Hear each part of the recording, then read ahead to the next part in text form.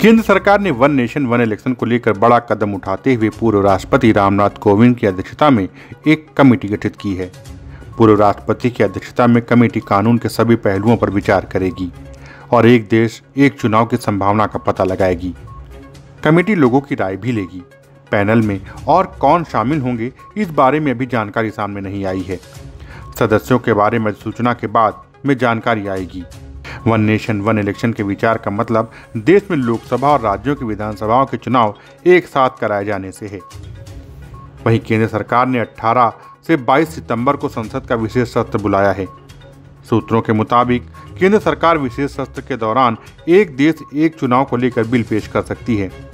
आगामी विशेष सत्र प्रधानमंत्री नरेंद्र मोदी के नेतृत्व वाली सरकार के 9 वर्षों का पहला ऐसा विशेष सत्र होगा। इसके पहले 30 जून 2017 को जीएसटी लागू करने के लिए आधी रात को लोकसभा और राज्यसभा की विशेष संयुक्त बैठक बुलाई गई थी। 18 सितंबर से बुलाया गया ये 5 दिनों का पूर्ण सत्र होगा, जिसमें 5 बैठकें होंगी। इसमें दोनों सदनों की अलग अलग बैठकें होंगी, जैसे सामान्य सत्र के दौरान होती हैं। वहीं वन नेशन वन इलेक्शन का मुद्दा बीजेपी के एजेंडे में रहा है। प्रधानमंत्री नरेंद्र मोदी और बीजेपी नेता कई मौकों पर एक देश एक चुनाव को लेकर बोल चुके हैं। 2014 के लोकसभा चुनाव में बीजेपी के घोषणा पत्र में भी ये शामिल रहा था। घोषणा पत्र में कहा गया था कि बीजेपी अपराधियों को खत्म करने के लिए चुनाव सुधार शुरू करने के लिए प्रतिबद्ध है। बीजेपी अन्य दलों के साथ परामर्श के माध्यम से विधानसभा और लोकसभा चुनाव एक साथ कराने की पद्धति विकसित करने की कोशिश करेगी।